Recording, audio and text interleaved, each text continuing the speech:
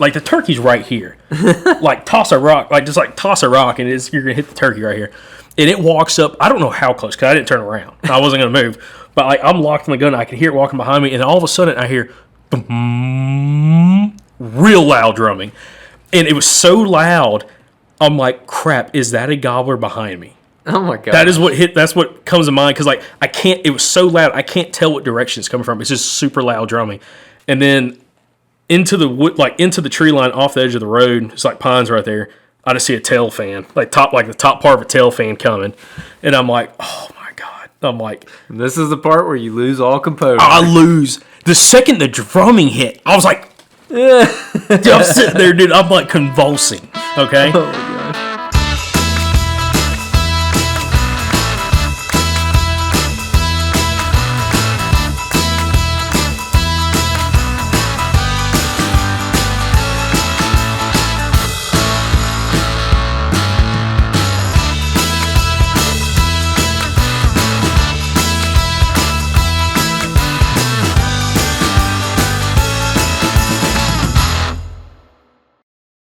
All right, everybody, as you can see, we're in our camo. We're fresh out of the woods. Turkey hunted this morning. Been turkey hunting a lot these last couple days. Got a lot to talk about.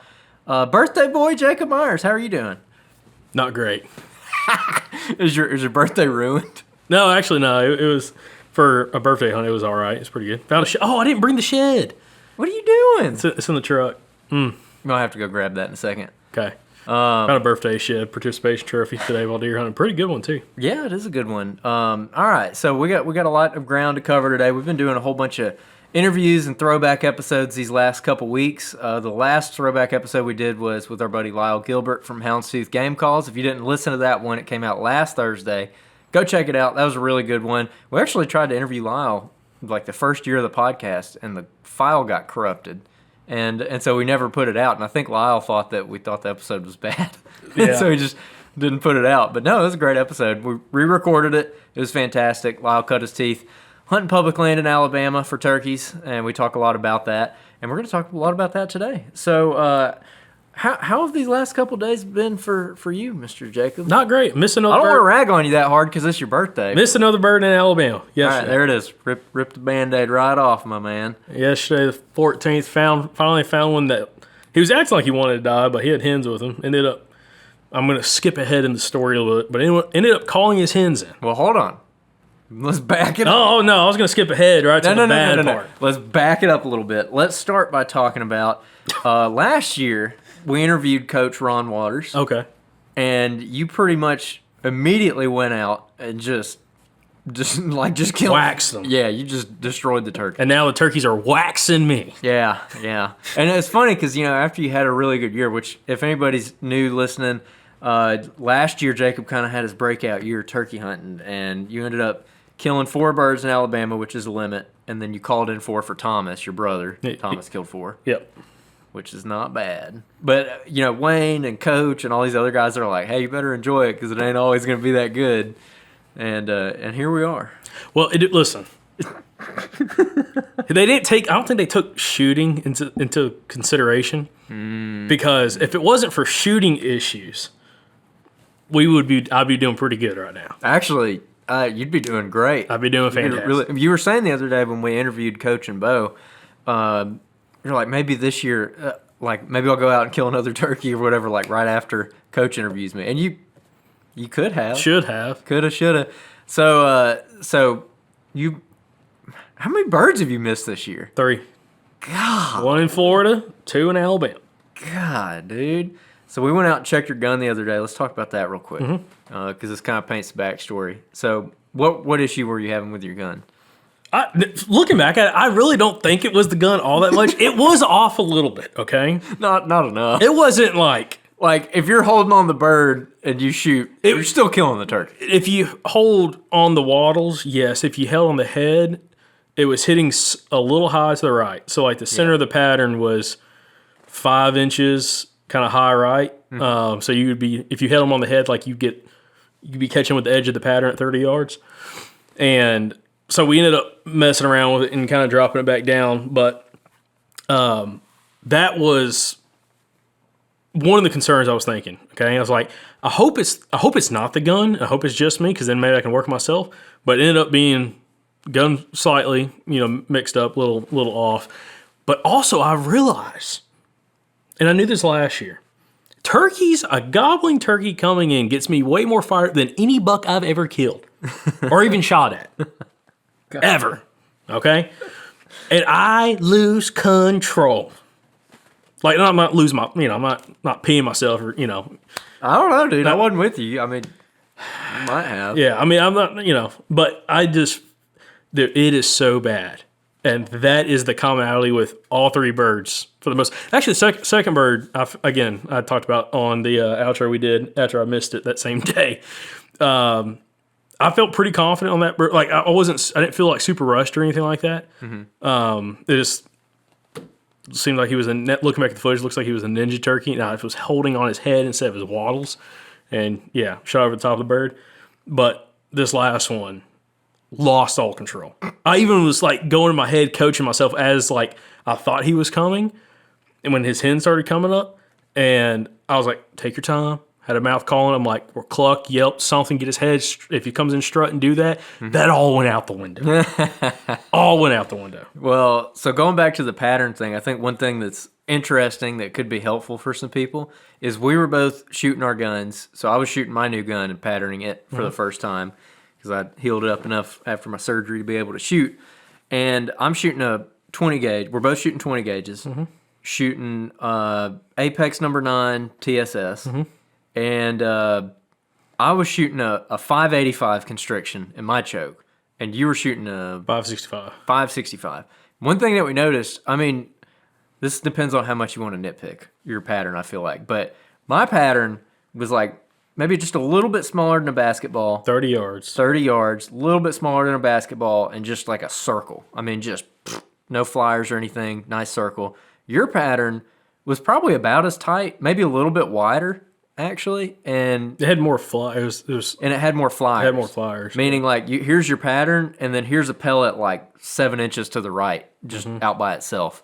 And that's kind of a little bit counterintuitive, because yours is a tighter constriction, but we called Greg and talked about that. So. Yeah, Greg Mayhair at Meadow Creek, and he thought it was maybe too tight. But see, last year when I shot on paper, I didn't have any issues. Like, I thought the pattern was great last year. So like, I don't know if it's like just a certain box of ammo I got into or something now for whatever reason, might be doing something weird or something changed. I don't know, but yeah, that didn't give me a lot of confidence, because it was throwing. It wasn't shooting like I remember it was shooting last year. Are you going to get a 585? Yes. So a little bit looser. I want more. You can over-constrict. Yes, you can over-constrict, but also I want more forgiveness, and that will come into today's miss story. Get something a little bit looser than a 585. Yeah, give me. I need some. I might worry about shooting one at 60. Yeah, I'm worrying that like if he's moving whatever at 25, I've got a death fly nest flying at him. Okay. So this goes back to also. I was shooting a 12 gauge Mossberg 835 Turkey Thug edition. Just what did Cuz say to us the other day? He was like, "It kills on one end and maims on the other." I mean, that gun kicks. It's not bad when you're shooting at a turkey, but patterning it is rough. And so you were not feeling super confident with your gun. I was like, "Well, here, run one through this, and then you can carry this." And then so you shot my gun for the first time with a 3.5-inch shell in it, 12 gauge. How was that? Well, it sucked after shooting like 7 20 gauge TSS because I was already getting a little sore, and then it freaking jacked me in the jaw a little bit. But I'll tell you this. You see why I call it the tooth buster? Yeah, but listen, dude. When I shot, listen. It feels like you got if a turkey's coming in, I don't remember anything about it. So it ain't that big of a deal. To be honest, I'm now kind of like leaning that way, like doing that and just throw a wide choke, dude. give me a 690 something. Were you carrying my gun today? Yeah, I've been carrying your gun since you gave it to me. So after you patterned it, of course the pattern on that thing is ridiculous. Yeah, it's ridiculous. And you carried that. So you were carrying that the other day. Yeah. You missed the turkey. Yes. You messing with my gun, dude. Yeah. God, you putting some bad juju on my gun. I'm telling you. That's what I'm saying. It ain't the gun. The gun ain't the problem. I'm the problem. Yeah. So all right, we can talk about so some Indians, should be hunters. Yeah. Some should be gatherers. I'm a gatherer right now. Stuff. Yeah, I'm going to pick some berries. Yeah, that's pretty rough. That's pretty rough. So, But so listen, the thing is, I've had so many opportunities though so far this season, even though like it's not even like really getting super good in my opinion yet. So I'm not. still not super worried. Well, I'm worried about my psyche because, dude, we'll talk about it. I'm talking full blown depression setting. When I shot and he disappeared, and I walked over there and he flew off, dude. I sat there at the base of that tree contemplating life for 45 minutes. You're like, do I even like turkey on it? I'm like, oh my gosh.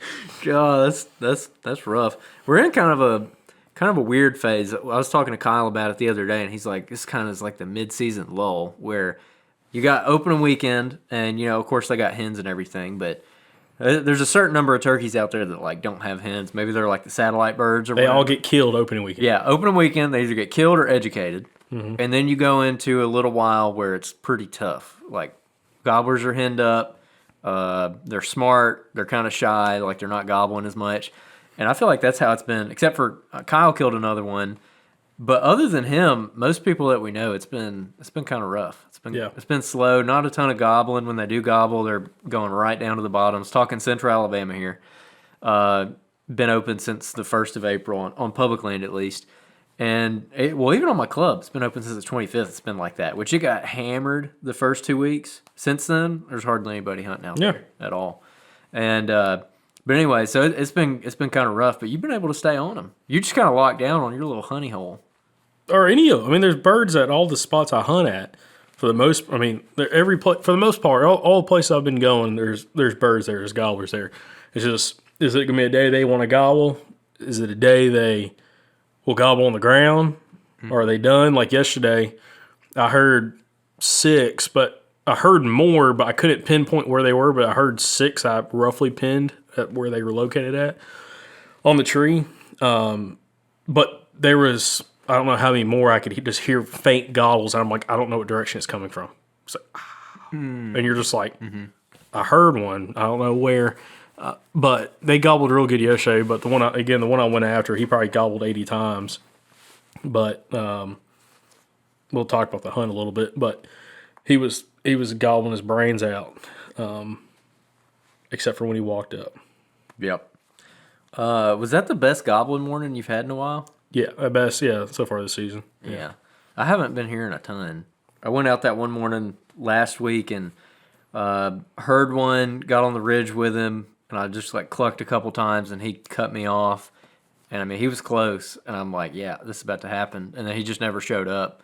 And it's been a whole bunch of that. Either that or just not hearing anything. Like I've been putting in some miles walking, and I've been using locators, I've been soft calling, I've been doing setups.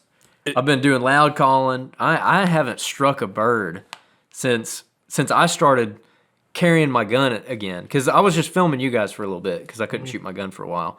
But once I started carrying my gun, outside of the one that cut me off when I clucked at him, I don't think I've struck a turkey, period.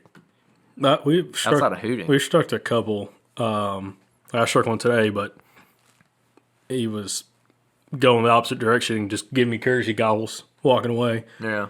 Way up a ridge. But I'm trying to think.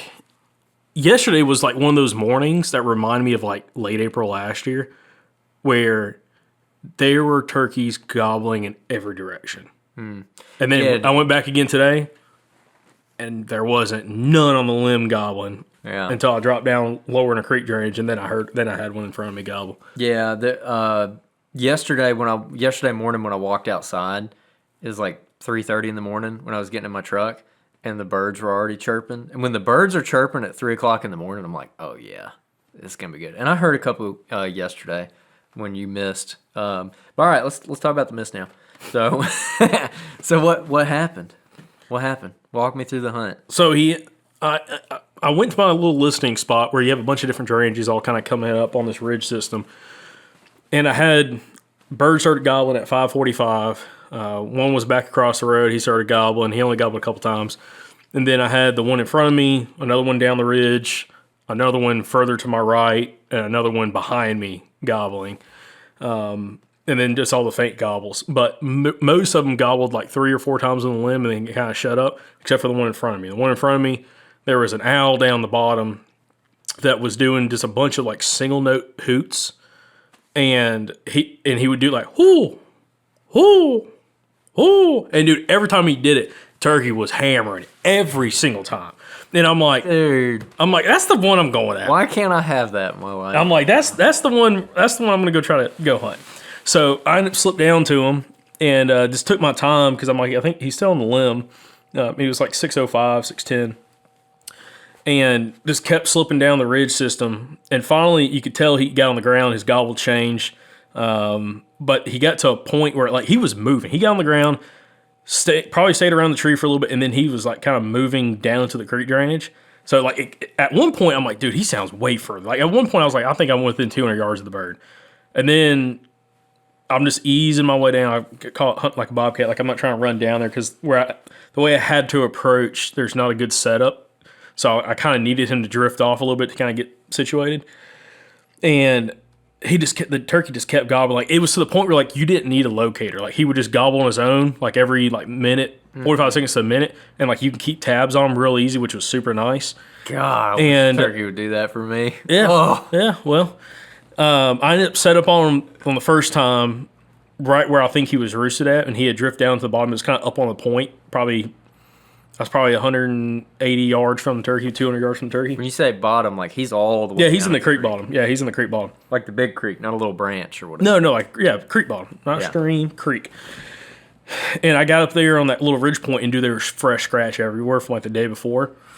And setup called, and he's just this gobble. Boy, I was saying, it's gobble, gobble. So I'm like, okay, just let me just yelp at him a couple times. I'm like, I'm here where he was at. Like, I'm sure he'll respond. Yelp sequence, nothing. I'm like,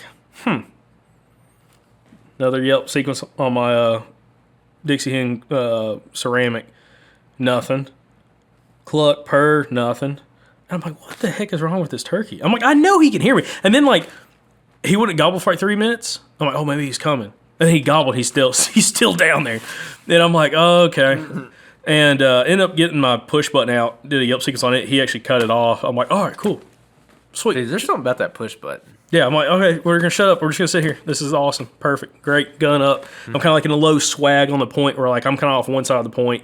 He's off the front of the point, but it's so thick on the front of the point, he's gonna have to come around one side or the other.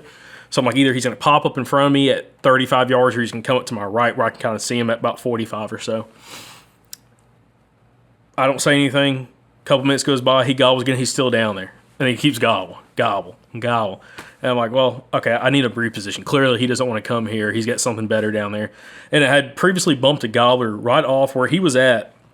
There's he's kind of in an intersection where the big creek comes down and there's a feeder stream that hits it. And he's right there in between the two of them.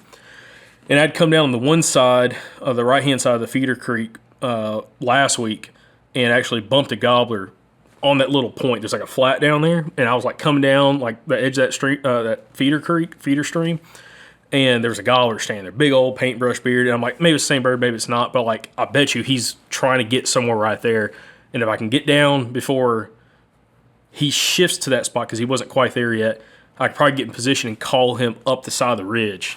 So that's what I did. I ended up getting over there, following the feeder creek down, and as I'm doing it, he gobbled like 3 or 4 more times. And he finally, I had to drop into another feeder creek. The 2 feeder creeks come together and they merge probably 100 yards or less of that point where that flat is. And I get down in it and I come back up. And as I'm coming back up, I'm kind of shielded by the side of the hillside I'm kind of working on. He gobbles. And I'm like, and you can just hear him rattle. And I'm like, he's like he's right there. I mean, he's like, I'm not going to say in gun range, maybe with your gun, but like, he's close. Like, he's like, I should be very worried of him seeing me close. So that happened. I'm standing there, and he gobbled. And I'm looking, like, trying not to move. I'm like looking down there, and I can't see the flat yet, which I don't want to see the flat. I want to set up on the back side of it. But I'm like, it almost sounds like he's in that where the 2 feeder drainages come together and go to the creek. Like he's right there somewhere. So I stand there for like a couple minutes and just like look, make sure I don't see or hear anything. I don't, and I slip up to the backside of an oak tree right there, and the oak tree had a bunch of stuff and logs and crap piled on the front of it. So I'm like, I can't sit on the front. I'm gonna make too much noise moving stuff. So I just sat on like the back right hand, like the 5 o'clock position of the tree, where the tree's like up against my left shoulder. I'm kind of like leaned up against it. And I set up, do another soft call sequence. No response. I'm like, okay. He gobbles. When he gobbled, I was ready, and I soft yelped back at him. No response. A couple minutes goes by, he gobbles again, still down in there. So I'm like, okay, I'm gonna just start scratching. Okay, I ain't done that yet. I've gone through 2 friction calls, my push button. I'm like, I had a mouth call, but I'm like, I was a little too stressed to use a mouth call at that point. I can't control my airflow in the heat of the moment with a mouth call. So I end up just scratching leaves, like real like,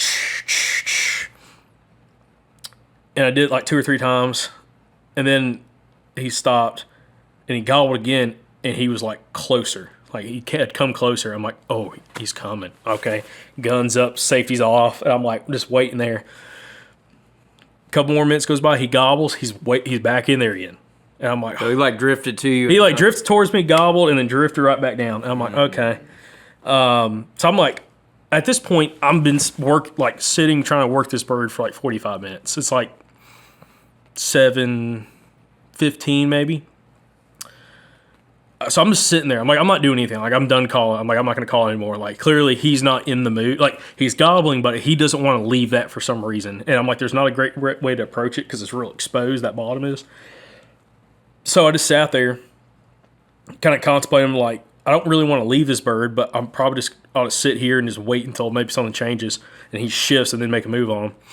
Well, I'm sitting there for probably 10 minutes silent, and I hear a hen start yelping down there, like real soft. Like, I can't, like real soft yelps. And I'm like, oh, okay. That explains a lot. He's got hens with him. I'm like, this is a repeat of what happened to 2 of Thomas's birds last year. And one of the birds I killed had hens with it, called a hen in. So I just started soft yelping back at her. So I'd hear her yelp, and I would just do some super soft yelps back at her. And when I would do it, she would respond. And we went back and forth. Like she would yelp, I would just real soft yelp. Like if she was yelping louder, I'd still keep it real soft and like cluck and purr. Kind of trying to sound like a lost Jenny. Like I just want some company. I ain't trying to, you hear guys talk about trying to be aggressive with hens and like piss off the hen and get the hen to come in. Last year, I was trying to be nice, soft, and sweet. Mm-hmm. And the 4 times it happened last year, I was able to call the hen in, and the gobbler was with her. So I think it's always good to just try to match whatever the hen's doing. Yeah. Like if she's being soft and sweet, you be soft and sweet. Yeah, I mean if she wants to cut at me, I'm cutting back. Well, she was yelping so soft that if you were walking, you wouldn't hear it, and if there was any wind, you weren't going to hear her. So I just kept doing that back and forth, and this went on for probably 4, 5, 6 minutes of just kind of like soft yelping back and forth, like and I'd scratching the leaves. Like I'd stop calling, she'd yelp, and I'd just scratching the leaves. Finally, I put the call down because she was getting louder and louder, like she's coming, and she started being a little more vocal. So I just like shut up, scratching the leaves one more time, put the call down, had the gun up, and I'm like, I can hear her, and then all of a sudden I hear like a kind of like a cut, like she might have come across the creek or come across like one of the drainages, like pop, pop. And I'm like, okay. Like she flew across. Yeah, like she just kind of went across it, coming towards me. I'm like, cool. And I was sitting there looking, and all of a sudden I caught movement. And I'm sitting on this, it's kind of like a logging road I'm sitting on, and it's cut along the side of the ridge. The ridge point comes down to off my right side and drops down to the creek. This logging road rolls over the top of the ridge point and goes down to that flat. And I'm sitting where I'm like looking down this feeder drainage, and I'm looking at logging road. And I'm looking down the logging road, and all of a sudden I catch movement off the left side of my eye, and I see a hen coming, soft yelping, real soft yelping. And she's like 35 yards. And I'm like, okay, hold on. I was like, crap. I'm like, because I had the gun down at this point. I've been sitting there so long, it was an awkward position. I couldn't prop the gun up super well. And the hen comes down below me, soft yelping, kind of like looking around, goes through that little bottom, comes up back siding, goes behind me. I'm like, okay, any point the gobbler's coming. And I'm sitting there on the gun, but now I still hear another hen down there. I'm like, okay, well, this other hen sounds like she's coming. Well, I'm sitting there, and like this other hen's behind me, dude. I'm just sitting there up against this tree, hunched up, and all of a sudden I hear footsteps coming behind me, like, and I knew based off where I'd come up, there's only leaves within like 15 feet of me, and it drops off into that bottom, and there's no leaves down there, and there's no leaves on the other side. Oh, leaves. I'm like, the turkey is right by, like, the turkey's right here. Like, toss a rock, like, just like toss a rock, and you're going to hit the turkey right here. And it walks up, I don't know how close, because I didn't turn around. I wasn't going to move. But like, I'm locked in the gun, I can hear it walking behind me, and all of a sudden I hear boom, real loud drumming. And it was so loud, I'm like, crap, is that a gobbler behind me? Oh my God. That's what comes to mind, because like, it was so loud, I can't tell what direction it's coming from. It's just super loud drumming. And I freeze, and I'm like, please no, don't let this be the case. Don't let it be the gobbler behind me, or another gobbler behind me. Because at this point, this gobbler had stopped. He hadn't gobbled in 30 minutes at this point. It's been a while. Well, I hear the drum, and I'm like, crap. And I look back up the logging road, and I see a hen coming down the edge of the logging road. I'm like, oh no, he's behind her. So like, dude, slide the safety off. I get the gun, pull the gun up a little bit, and it's like sitting right here. I don't have it all the way up because she's walking right towards me at like 30 yards. Kind of over the crest, and then into the wood, like into the tree line off the edge of the road. It's like pines right there. I just see a tail fan, like the top part of a tail fan coming, and I'm like, oh my God. I'm like, this is the part where you lose all composure. I lose the second the drumming hit. I was like, dude, I'm sitting there, dude. I'm like convulsing. Okay. Oh my gosh. And the hens, she's coming right at me, and I'm like, I can't move to get on this gobbler until like she's like kind of weaving between the trees on the edge of the logging road, and I'm like, I need her to go behind a tree and him to go behind a tree so I can get the gun like moved over to him, because like I'm looking at you, the birds are like right here, like kind of like 20 degrees off to my right. Right. Finally, I'm watching him, dude. I mean, he's just like, I mean, full strut, freaking white head, tail fans up, and just drumming so loud. Like, I can't believe I didn't hear him before that. Like, because, again, we had hunted a bird 4 days ago, me and Lee, and I could hear that bird drumming at 145, 150 yards. This one I couldn't hear until he was... Was there any creek noise down there since you were by the creek? Minimal. I mean, minimal. I mean, not like rushing water or anything like that. But it was just, again, it was weird. I didn't hear the drumming at more of a distance, but... Finally, she goes behind a tree, and he goes behind a tree at the same time. And I'm like, get the gun up. I just shift a little bit and have the gun up. And he's probably 5 yards off the logging road coming right towards me. And now, after I get the gun up, the hen gets in the logging road, and she's at like 15 yards. What happened to the turkey behind you? I don't know. I don't know. That's another thing. I was worried there's a turkey behind me. Yeah. It never putted that I'm aware of. To my knowledge, it was there until I shot, and when I got up, I didn't even look behind me to see where it went. But I get the gun up, and I'm looking at him through the sight, and I'm so nervous that I've got a hen behind me, probably within 15 feet.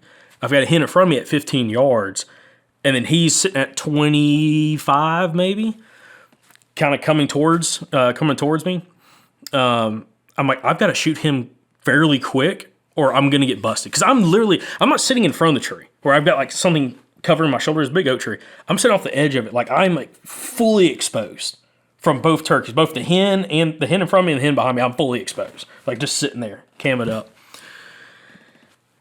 He finally, instead of walking right towards me, he cuts to my right, and there's a limb. He's kind of up above me just a little bit. There was a down tree, like a big sapling that was like laid over, that was probably sitting 3 feet off the ground, and he got between two pine trees right there and stopped strutting. He was strutting, but stopped kind of broadside right there. I can see the top third of the turkey. I can see from his like wattles, head, back feathers, most of his fan. I'm like, I gotta shoot him right there. Had the safety off and went boom, just shot. Okay, he disappeared. Like, I don't see him. And were you like, I got him? No.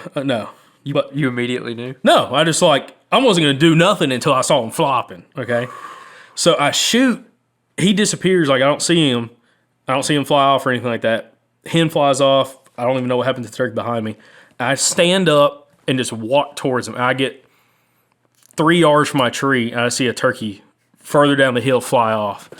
I'm like, Oh. So I walk over there, and there ain't sign of this bird. There ain't nothing. Like you got raptured. There's no feathers. There's no. He's not there. Clearly, okay. There's nothing there, and I'm like, and dude, it hit me. And dude, listen, I'm not an emotional person, but I about cried. Like for real, I was like, dude, I'm like, what is wrong with me? Because I just shot the gun. The gun is good, dude. Gun is perfect. And I'm like, and I was looking. I'm like just super distraught, dude. Felt serious. I about threw up. And I about threw up and cried. And I'm standing there and I'm like, where did I hit? And I'm looking at the trees around him. I'm like, did I pull the shot? And I couldn't find pelts on anything. Yeah. Pelt holes, nothing. So I ended up walking back to the tree and just sitting there. And I sat there for 45 minutes. I'm like, I don't know what else. I mean, I heard other birds, but I'm like, dude, like, it's 7:30. You just sat there and sulked. It's 7:38 in the morning, and I'm like, I should have killed this bird, left, gone get breakfast, dude. Took me a nap, hung out, whatever. And dude, I'm telling you, dude, I could just picture it. You're just sitting there and you got like that 1,000 yards. Dude, I was quiet. Like I didn't cuss. I didn't do anything. I was like, I did not say a word. I was going to ask what your vocabulary No, was. nothing. It was deathly silent. Just the sound of defeat. Utter disappointment. Oh my gosh. Whew. Yeah. That's painful. Yeah. All right, so you told me this, like I was hunting. I got on some birds that morning that were gobbling, but they were same thing we were talking about earlier. Just they were all the way down in the bottom, and I swung on them, and I tried them they were in this big, huge thermal hub, and I swung around and crawled up there super clean, like definitely didn't see me or anything getting in on them, and tried them from 2 different angles, and they just never responded. But there was 3 of them down there gobbling together. And I just, like, nothing was happening. And so then I climbed up on top of this hill. And I was going to go, I tried them, and then I left them. I was like, I'm going to go see if I can strike one. And I'm going to do a big loop, like going around and trying them from the upper side of the hub. Because I tried them from the lower side. I'm going to swing way around, get on the upper side. But while I'm swinging, I'm going to see if I can strike one. Because I'm, like, putting 1 or 2 ridges between me and them. And I didn't have any service in there. And when I got up on top of the hill, I got service. And so I texted you because you had texted me that morning and you were like, yeah, I got gobbles all over the place. And I don't know what time it was. It was probably like 9 o'clock by that point. And I texted you and I was like, how'd it go? And you said missed him at 7:28 or something like that. And I thought you were messing with me. I was like, no way. No way. So I called you and I only got like half the story because my service dropped and my phone didn't work. But yeah, sure enough, you missed it. But I was trying to ask you what happened with the shot because I'm like, did you just pull it? Did you shoot a sap? Like, what happened? So I originally thought I just shot the top of his tail fan or something off, but there's no feathers. And I'm doing a big loop, kind of like work down a bunch of ridge points to get to where this other bird I heard that morning.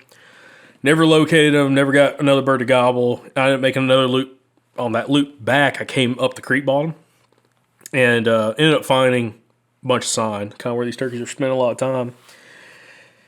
And I end up walking back up the logging road to like where I shot the turkey. And I was like, what did I hit? And I stood there for a while. I was like, that's the thing is like, dude, when you miss these turkeys in here, like it really in any woods, but you know, like where you're hunting, there's a tree with some shot in it somewhere. Like you can see where. Yeah, somewhere. Yeah, you're going to find it or brush blown. Like I was looking for like shrubs or something like blown up. Yeah. And there's nothing. Like, I couldn't find anything that looked out of place. Nothing. And I'm like, did I shoot 8 feet over the top of the turkey? Like, there's nothing on the ground that looks like I hit anything. And I'm standing there, kind of where I shot the turkey. I'm looking back at the tree I shot him from. And he probably was 20 from me. And I end up looking down at that horizontal branch, like log limb that was staying there. That's like, 2.5 feet, 3 feet off the ground. And I had to shoot underneath it to hit the bird, but there's no limbs or anything. Because he was kind of uphill of you. Yeah, he's uphill. So like my shot was only shooting up the hill is probably only 12 inches off the ground, but I could only see the top third of the turkey. So like, his head's 5 inches over the top of the ground. And I couldn't see anything on the ground where it looked like it got kicked up with a shot. Yeah, because you initially thought that you trenched it. Yeah, I was like, and shot low or I don't know. And But I did find a big, giant, one of the biggest piles of turkey poop ever right where I shot him at. Scared the crap out. Scared the crap out of him. Seriously. Like, it was the biggest Made him pile. a little bit more educated. Biggest pile I've ever seen. Impressive. Dinosaur. Did you take it home with you? Yeah, I got it in my back pocket right now. But I look at that horizontal limb and I see like one pellet mark. I'm like, what? One? Like, what? That's weird. And then I like looked and there's a sapling that's probably 4 inches diameter, kind of off the left side. Like when I'm facing the tree I shot him from, it's like off my left side right there. And I see like other little pellet marks on it. I'm like, huh. And I get in front of it and I look at it. And that pattern, literally 98% of that pattern hit that tree about 4-inch wide Talk circle. about center punch. Like the wad, I'm you pretty could certain not have centered that sapling better. the wad, I'm pretty sure is embedded into that tree. Yep. And just like smoked the tree. And I was looking at it, went back to where I shot him from, looked at the lane that I'm pretty certain I shot through at him, where the sapling is. And I must have pulled it 8-10 inches, maybe more, off the turkey to the right. Freaking jerked the crap out of the trigger. That's impressive. I mean, improved modified, I don't think would have saved me. Well, that's what I asked you when you told me, you sent me the picture of the sapling. And I was like, was it just between you guys? Or did you pull it? You're like, oh no, I pulled it.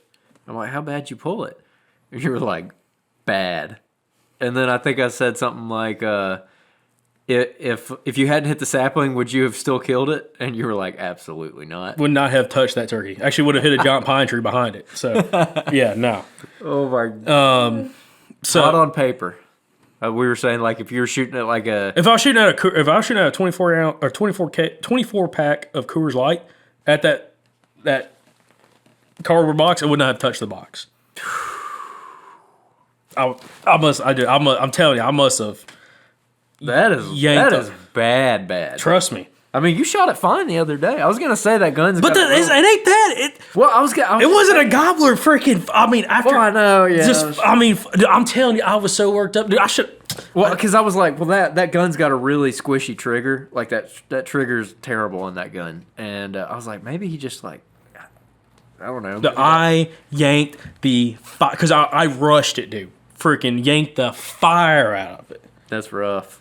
And I mean, center punch tree. I was like, oh, I'm like, I mean, killed that little hickory sapling. probably. Yeah, did kill definitely. it. Girdled, like shot it so bad that you How far in front of you was that sapling? Probably 8 yards. Because like I'm on one side of the logging road, and I was shooting across, like quartering across the logging road where that bird was at, and it was literally right on the other side of the logging road from me. So, Dang. I mean, it was here to. People can't see because we're in the studio, but here to that door from me. Dang. And the funny thing, when I shot, I didn't see any like splinters or anything go up in there. Like, never noticed anything like that. Probably because you just center punched it and it just ate your pack. Yeah, it didn't like rip. Because I've done that before where I shot a pine tree and the side of the pine tree like exploded off. Yeah. And I thought it was like, because shooting those red dots, sometimes when you head shoot them, you can kind of see it. And I thought it was that, and it was the pine tree. Like, I literally just took like a chunk out of the side of a pine. Yeah. So I've seen that before. But I mean, if you center punch it, yeah, you're probably not, especially on a hickory. Yeah. They're so tough, and they got all that thick bark on them. It's not gonna like powder up like a pine would. All right, so if you turkey hunt enough, you're gonna have to hunt on a windy day like today. We got out here this morning and didn't think it was gonna be windy, but it's super windy. On days like today, I love having a crystal call in my vest. This is a Dixie Hen crystal from Houndstooth. The reason I like a crystal call in particular is because when it's not windy, I can call really, really soft on this call and it sounds great. But when it's windy like this, I can get really loud, and it does both of those volumes really, really well.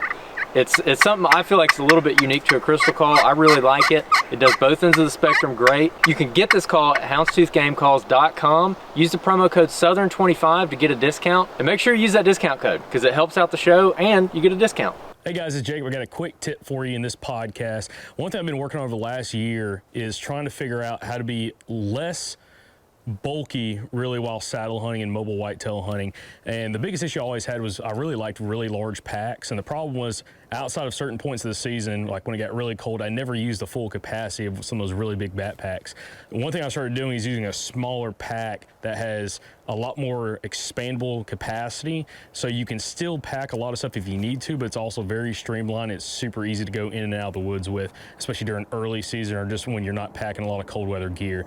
This is the Latitude Ranger 22. I used this all last season, and I could pack a surprising amount of gear in that pack, specifically a bunch of cold weather gear, both bibs, jackets, extra layers, along with a platform, or when I was hybrid hunting with a small little lock-on, having a small lock-on here as well, along with my sticks. And this backpack works really well with that. So if you're in the market for a new backpack and you're trying to streamline what you're doing, I'd really highly recommend looking at the Ranger 22 from Latitude Outdoors. And you can check out the Ranger 22 at latitudeoutdoors.com. All right, guys, we got another in the field tip for you today. One thing we're doing right now while we're out here scouting is looking at overlooked spots and overlooked by us. One thing we always do while we're in the field is using our tracker on Onyx Hunt to be able to not only see where we've gone, but where we haven't been, and that's what we're gonna go look at. So today, we're actually gonna work up into a drainage that we haven't been to before. We've walked all around it, but we haven't been up in it. And again, it's a very important factor of using the tracker so you can see where you have been and where you haven't. A lot of times those places you haven't been is your overlooked spots. So if you want to try Onyx Hunt, you can download Onyx Hunt today and use the code SOUTHERN and save 20% on your membership. So you went back in there today. Is that the end of the mist story? That's the end of it. I mean, just sat there, full-blown depression. I mean, yeah. Just, I forgot who I was talking. Oh, I think maybe it was Kyle. Might have been Kyle, but I was talking to somebody recently. I'm pretty sure it was Kyle. That there's something about missing a turkey that is like so distraught. Like you're so distraught, and it's like I'm shooting a shotgun. There's nothing worse. And you're like, how? Like what? I get upset when I miss a deer, but I get like mad when I miss a turkey. Like I've talked about it before. I get irrational. Like I start digging in the leaves, like maybe he's under the leaves or something. Like that kind of thing. I've never walked. So of any turkey I've ever shot at, shot at. This is the slowest I've ever walked it to where I shot him. I had a feeling. I was gonna say you didn't like get up and run. No, the second I shot, I stood up and they started walking. And I'm like, I don't think I hit him. Oh no! And I was like, there's no way that just happened. And I was like, just walked up there, turkey flew off. He ran down the side of the hill, flew off, and I was like, yep. Another day, another dollar. Another miss. Yeah, I was telling you yesterday that depending on how you count your opportunities, you've really had 5 opportunities to shoot a turkey this year. You missed 3. Mm-hmm. And then there's the one that ran past us, which that would have been a tricky shot. By the way, I saw a hen today that ran that made him look slow. Really? I mean, I would have liked to have clocked her 40 time. It was impressive. I mean, she was hauling. So there's that one. And then when Kyle killed that bird, when we were all 3 together, and his buddy like flew 15 yards and stood there, could have killed that one. Most people would have shot that turkey.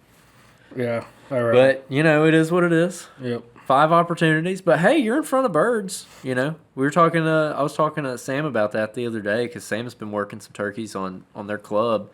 I was like, if it makes you feel any better, I haven't really worked a bird this year. At least me with a gun in my hand. Like I've been with y'all and we've killed some, and missed some.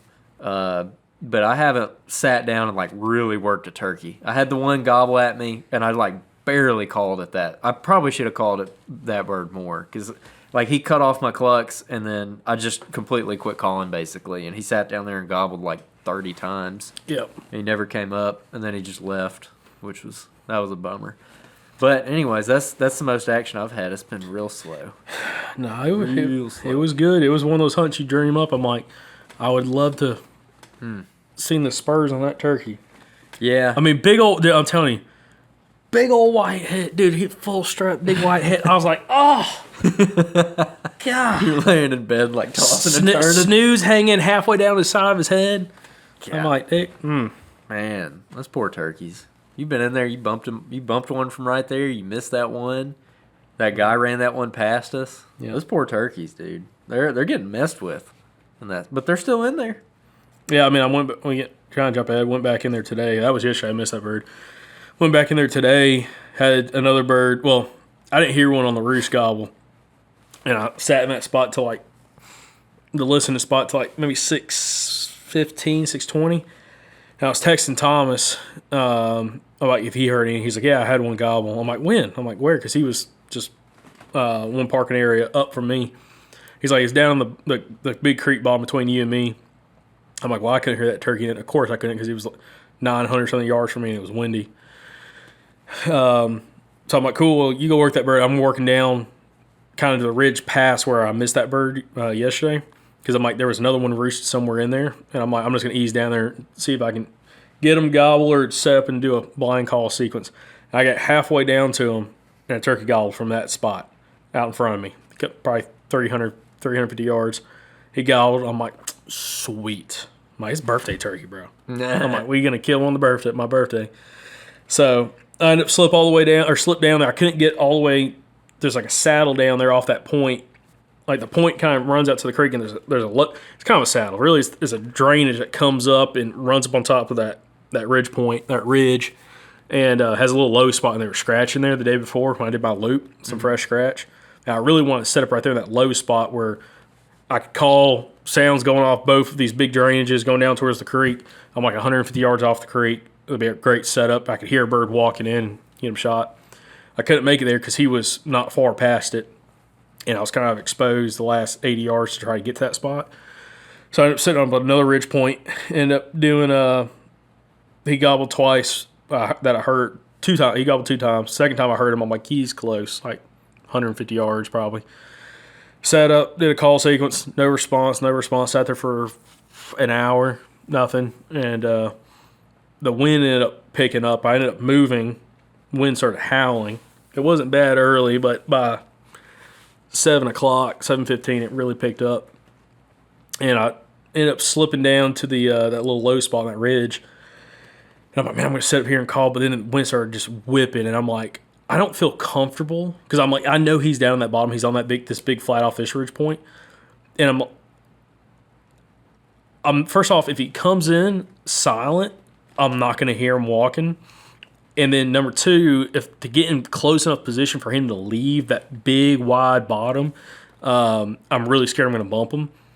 So I just elected. It was like 8 o'clock, 7:45, 8 o'clock. I'm like, I'm backing out.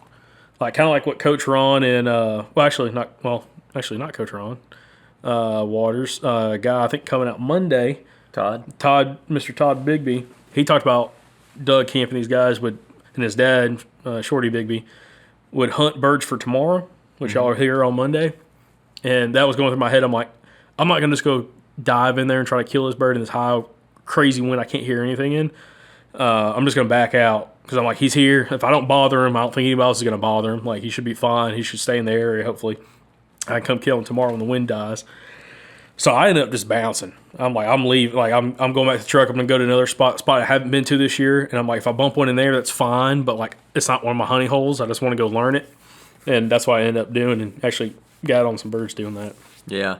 Yeah, this morning, Wayne texted me last night, and he's like, hey, you want a pin for a gobbler? Because he was driving yesterday afternoon and saw one, and I guess he couldn't hunt this morning. And he's like, hey, it was right before fly up when he saw this gobbler. And he's like, you want to go try him? And I was like, yeah, I'll go try him. So I got up there this morning, and I eased down, and, man, it was freaking windy. Like, right as soon as I got out of the truck in the dark, it was like 4:45. It was windy as crap. And I eased down to above where the turkey probably was, and I got set up, and sure enough, he did gobble right around 6 a.m. He gobbled one time. That was it. I mean, the wind was ripping. It was terrible. And I sat there for a little bit and basically just ended up kind of leaving that turkey because there was no really good setup for where he was. And when it's real windy like this, I like to go find a big creek bottom and that's got a bunch of little ridge points that point down into it. Specifically ridge points where let's say your main ridge is like 400 feet tall. I like it where if the creek's at 0 feet and the top of the ridge is at 400, I like it when there's little bitty points going down into that creek bottom that are at like 150 feet or so. Like right there, that bottom third of the ridge system, where there's just like little bitty bumps coming out from the side of the ridge right above that creek. And you can see them really good on topo maps and LiDAR and stuff. And there was a bunch of those that lined this creek. And also this creek drainage was pretty tight, but then every once in a while it would kind of bulb out a little bit, and it would be a little bit wider. And that's where we've been finding these birds is when they get henned up and when it's windy like this. Yeah, they're all down the bottoms on those big flats. Yeah, like you look at a creek bottom and you'll see it wind on a topo map, and then it kind of opens up and gets wide, and then it closes back down. Those little open areas, that's where they usually end up. And so I eased down there, did some calling, and I had the long box out, and I was just cranking on that thing. Because, I mean, the wind, that box call is so loud that it will hurt your ear when you're standing next to it. And I felt like I wasn't doing anything in that wind. I mean, it was ripping. There was a cold front that moved in this morning. When that cold front rolled in, dude, that wind was stupid. And so I just called on it, did 3 or 4 yelp sequences, just 3 4-note yelp sequences, real loud. Laid it down and sat there, and after probably half an hour, a hen came walking up. And she walked up and just, meandered around for a minute. She left, gave it probably 20 or 30 more minutes. Nothing showed up. I was hoping there'd be a gobbler behind her, but there wasn't. So I get up, and at this point, I'm trying to ease further down. I'm still kind of on the side of the main ridge. So now I'm going to ease down and get above one of those little bulbs in the bottom I was talking about. And as I'm easing down there is scratch all over the place. Like really fresh scratch. And I'm easing over there. And every once in a while, I got a mouth call in. And the lower I go, the more the wind is kind of dead and you can hear better. And it's now getting quiet enough where you can still hear the wind way up on the hill, but down here it's pretty quiet. And it's getting quiet enough where I need to be scratching and clucking and purring. So I'm just walking and clucking and purring on a mouth call and scratching a little bit. And I do like a 4-note yelp sequence. And I thought I heard a gobble. Like one cut me off. Kind of right where I'm trying to go to. And but I wasn't sure whether or not... you got a tick on you? I was checking for a tick. I thought I felt something crawling up my leg. Dude, there's nothing worse than a tick. So I thought I heard one, but I wasn't sure because of all the wind. And I'm like, well... I sat there for a little bit. He didn't gobble again. So I'm like, well, I'm just going to keep easing up there. Because these woods are actually really thick. And if the bird's not within 50 yards, he's not going to see me. So I'm just easing. And there's one of these little finger ridges parallels the creek. It comes down off the main ridge to the creek and then makes a 90-degree turn and parallels it for a little while. And I get up on top of that, and someone's cut a little 2-track, like 4-wheeler trail on it they use pretty often. There's some private land right there that people are coming off of. And I was like, this is perfect. I'm going to see if I can call them down this. Because now I'm pretty confident there's some turkeys in here. Because I saw the hen, thought I heard the gobble. And I get on that little 2-track. And I take out that box call again. And yep. And real loud again. And instantly, I guess, before I even finish the yelp sequence, I hear hens clucking down in the bottom beneath me. And I'm like, okay, cool, they're here. And I'm just assuming there's probably a gobbler with them. Because one thing that was in there a whole bunch was that gobbler scratch that Coach and Bo were talking about. Big one lick. Yeah, one lick. And it was cool because I should have filmed it on my phone to put on here. But I was in a hurry. I was trying to kill a turkey. But you would pass a bunch of hen scratch. There'd be like a beech tree that had a canopy that's 15 feet wide or so. And all up underneath it would be real scratched up, and around the oak trees would be scratched up. And then you'd walk a little further, and then there'd be just a couple of those little gobbler licks, where it's almost like there's a little drove of hens going through here, and then the gobbler's kind of hanging off on the side.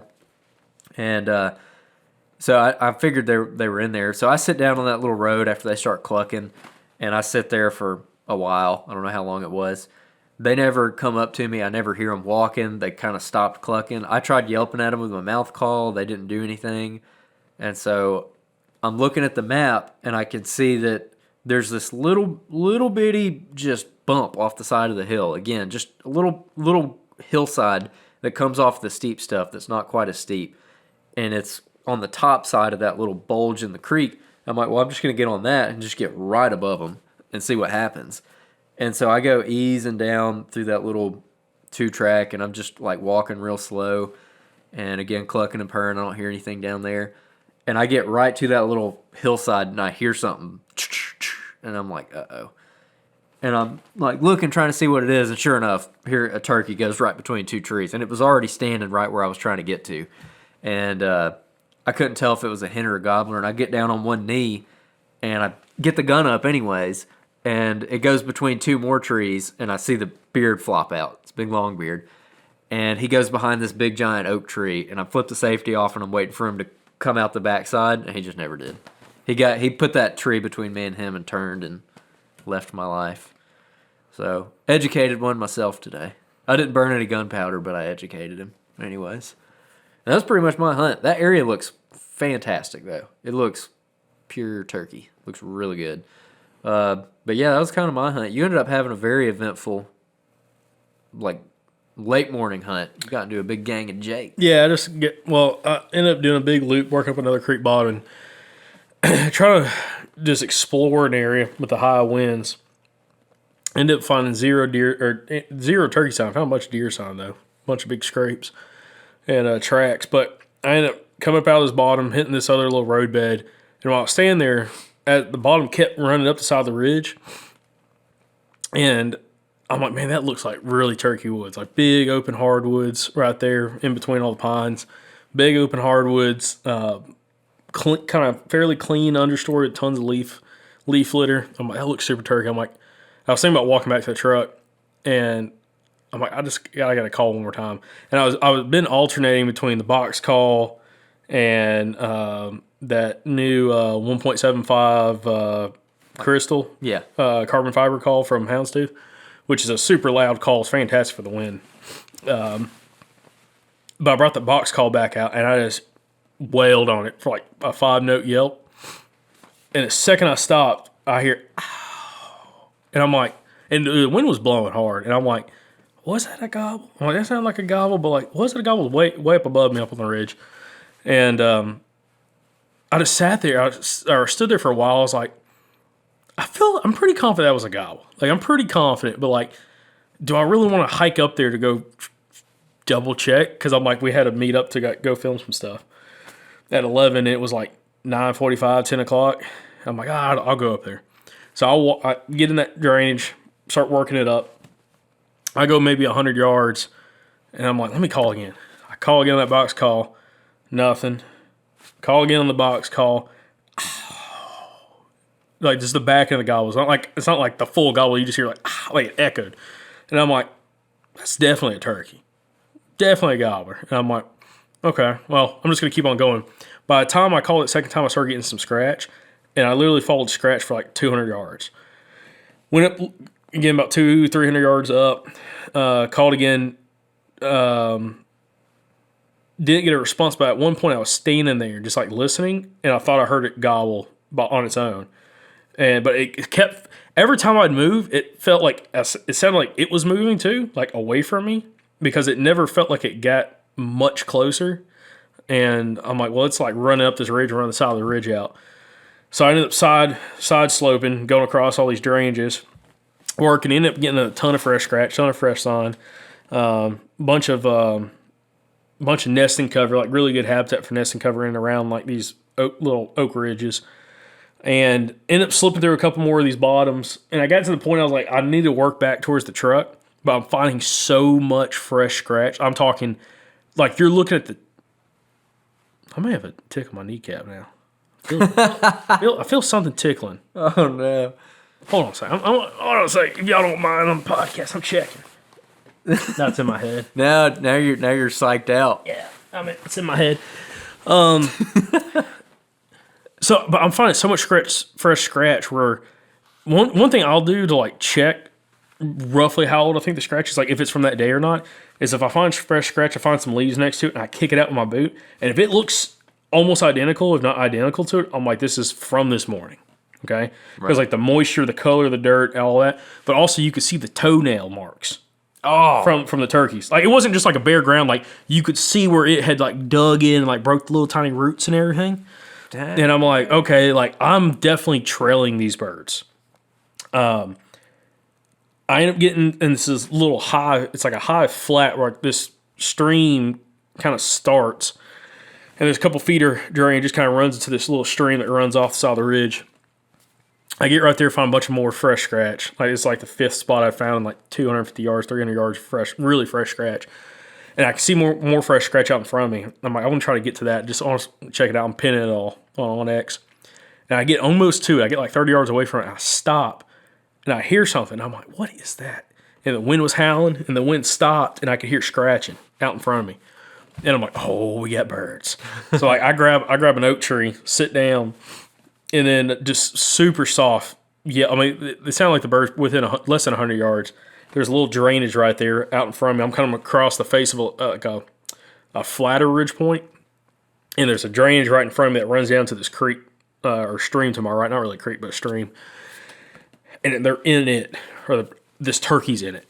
It sounded just like one turkey scratching. So I do a soft call sequence, yelps, clucks, a couple purrs, and then it would like scratch, and then all of a sudden you could hear it just walking like. I'm like, oh shit! I got the gun up, okay, and then kind of go back to scratching. I'm like, crap. So I scratched the leaves a little bit. Nothing. This went on for like 10 minutes. Nothing happened, and I'm like, it's probably a hen. So I just stand up because I'm like, I still gotta get back to the truck. Like I'm running late now. I stand up and I'm like looking. I don't see anything, and I don't realize like how deep that drainage is. And I go to turn to. Hold on. No. While I'm sitting there, by the way, while I'm sitting there, I'm hearing the scratching. I look up and the drainage kind of like goes up, and I can see like the far side of the ridge, and the drainage makes like a bend back to the left, and there's like a little low spot that goes up the ridge right there. And I see through the gap of the trees, I caught 2 turkeys walking through it. Looked like hens. I'm like, okay, that's fine. So it's this group of hens. Like I gotta get out of here. Like clearly there's not a gobbler in here that's at least responding to any kind of calling.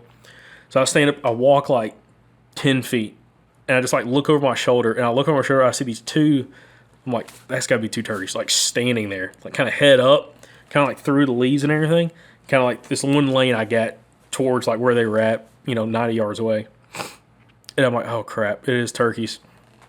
And I go to reach for my binos like real slow, and they're in my vest. And I go to reach for my binos, and I'm like, crap, I'm so busted. Like they definitely saw me walking, but the wind's howling. I'm just like standing there. I'm like, I'm not gonna grab the binos. I'm just gonna wait and see what happens. And then all of a sudden they just like put their head back down and start feeding. So I'm like, sweet. So I grab the binos, pick it up, and I'm like, oh crap, that's male. They're male turkeys. I can't tell if they're gobblers or jakes, but like red head, red white heads, kind of bigger body. So I'm gonna stand there looking at through the binos, and they pick their heads back up, and they're both jakes. I'm like, okay, cool, just a couple jakes, no big deal. And I watch them for a second. They kind of start side hilling, like on that next ridge. They start side hilling down the edge of that ditch, and they get to the spot. It's kind of in the open. I'm like, I'm just gonna call them, see what happens. So I yelp at them, and when I yelp at them, they kind of like look up, throw their head up, kind of look over, look in my direction, and all of a sudden, this commotion. I'm like, I'm looking through the binos, and I just see turkeys coming up out of that drainage towards those jakes, and I'm like, oh, I just spooked, like, I don't know how many turkeys. Like, a ton of turkeys. And I ended up not spooking them. It ended up being, like, between 9 to 12 jakes. And, dude, they these other, like, 7 or 8, 10 of them, whatever, come up out of this bottom. And they get up to these other 2 or 3. And, dude, they just start fighting. Like, they heard the yelps. And, dude, they just started, I'm talking, flogging each other. Like, it was a mosh pit. Like, dude, it was not like, I've seen, like, a couple jakes go at it. Dude, this was a flock of jakes fighting each other. It was literally there's like 9 of them just whooping on each other. It was gang warfare. They kept picking on this one. I'm like, maybe it's a long beard. So I'm looking. A couple of them had like maybe like 5-inch beards, like not as long as my hand quite, but like they were hanging out. And the other ones are like little nubs. And I'm like, crap. I'm like, is there a long beard? I'm like, look, I'm trying to look for beards in this mess of turkeys, okay? Because like you couldn't look at one for more than like a second because they're running all over the place, attacking each other. God, I mean, like dinosaurs. And dude, I'm standing there looking at this. I'm like, this is the coolest freaking thing, dude. Because I've heard that happen, and I've seen a couple fight, but I've never seen like a huge group of them go at it. And dude, they're loud as crap, just fighting purrs and just pop, pop, just smacking each other. Ended up never could tell any of them were longbeards, and they kind of drifted back down. I'm like, dude, I got to get out of here. So I ended up slipping. When they kind of went back in the bottom, kind of disappeared a little bit, I slipped back to the actual stream and snuck out down the stream, like underneath the embankment, below the embankment of it, and made it out there without spooking them, which was good. And then I ended up cutting across, hit this next ridge because I was going to try to get back up on the roadbed to walk out. And I looked down, and I was like kind of looking back at where those turkeys were at that drainage. And I looked down, and if it was a timber rattlesnake, it would have tagged me. And there's a beautiful 4-point side antler shed, fresh shed laying right there. freaking tines up, just laying there on the ground, perfect. And I was like, oh, this is awesome. Nice. Little participation trophy for turkey hunting. Yeah, well, you didn't get to kill a birthday bird, but you got to see a big gang of jakes fight, and you found an antler. That's a pretty good day. Got to hear a bird gobble. Found where we need to be next year. Yeah, dude. So. Oh my gosh. Yeah. So, but yeah. So I mean that was it. But Thomas was hunting out there too, and he ended up bumping 2 different gobblers with hens, one in the creek drainage, one on a ridge point, and then saw 2 more gobblers as he was changing between spots, crossing a road that he tried to circle, get in position on never could find them. So he saw 4 gobblers today, spooked 2 of them. Yeah. I'm like, you out here just educate, making them harder to hunt. Like Pentecost told us, they're born with a PhD and a flak jacket. Yep, PhD in survival. Yep. Well, time marches on. Mm-hmm. You keep after them. We've been doing a lot of throwback episodes this spring, just because we got a lot of the back catalog, and we just kind of want to throw some gas on the fire on YouTube. You guys have been really enjoying those. And those have done really good, so appreciate everybody watching those. But we are going to be getting back to some Q&A submissions, Q&A Thursday episodes. So make sure you go leave some Q&As, video Q&As on the website. I'm trying to think, what else am I forgetting here? Am I forgetting anything? If you've been enjoying the old school turkey hunters we've had on podcasts, share a couple of the episodes with some buddies or social media, whatever. We've been getting some great feedback from you guys, especially on YouTube on the comments, just about like how you've enjoyed some of these episodes. Especially like, again, Coach Ron and Mr. Bo Smith, who was just on Monday's episode. One of my favorite stories of that episode, other than it's a sad story, but at the end of the podcast when Bo and Coach were talking about the gentleman who passed away turkey hunting. Yep. And he actually ended up killing a bird when he passed, like before he passed away. But the other part, when Bo was talking about straightening out that barrel of that shotgun with a tree, Yeah. I'm like, dude, that is country and old school as it gets. Yep. And dude's out here hunting with 7.5, 2 3/4 inch field loads, dove loads. Same thing I dove hunt with. Yeah, and he's been killing turkeys with it for 40 years. I'm like, gosh, we're all out here with TSS and all the fancy stuff, and dude's out here. I think he said he switched this year. But up until a couple of years ago or last year, he was still using those field loads. No, he's still using them. He said that he just found some number 9 like dove loads, and that's what he's shooting now. Wow. He's still not shooting TSS. Mm. Hey man, it works. I killed my first probably 6 turkeys with copper plated 6s, like the pheasant loads. CP6, baby. Yeah. But yeah, I had a 2 3/4 inch. They kept mentioning, several people now have mentioned the Remington 1100 12 gauge 30-inch barrel. That's what I killed all my first turkeys with. Was that with those copper-plated 6s? With a full barrel? Full barrel, baby. You still got it? Yeah. Why'd you hunt with it? Is that the one? I thought about it actually. Is that the one that cracked, or is that another one? No, so I've got 2 1100s. Dude, why don't you hunt with it? That'd be sick. Well, I've already killed a bunch of turkeys with it. I mean, I thought about it. I mean, if I kill 3 turkeys this year, I'll bring it out for sure. Because I love that. Are you some field loads in it? Remington 1100 is the Lord's shotgun. That is like God's gift to shotguns. It's a fantastic gun. But I got one in 20 gauge, one in 12. That my grandfather bought both of them, I think in the late 70s for my dad. And I inherited them. And dude, those guns are like an extension of my body. Those things are awesome. The 12 gauge, like if you're used to like a turkey type gun, it's a little different because it's longer and it's just like a kind of a bigger gun. But dude, that gun's a dream. I love that thing. You could get. I thought about getting some. I don't know if the barrel. I don't know if it's okay with the barrel shooting TSS because it's just like the factory barrel. There's no choke or anything. It's just a full choke barrel. Yeah. So I think you could shoot TSS. You're probably out. fine. But you could get some 2 3/4 inch 12 gauge TSS because it doesn't take a 3-inch shell. Yeah. That's why I was always shooting 2 3/4 when I was growing up. But anyways, great gun. Love that thing. Back to what I was saying, though. If you've been liking some of these old school hunters, share the podcast with some buddies. If you're on listening on Apple Podcasts or Spotify, leave us a 5-star review.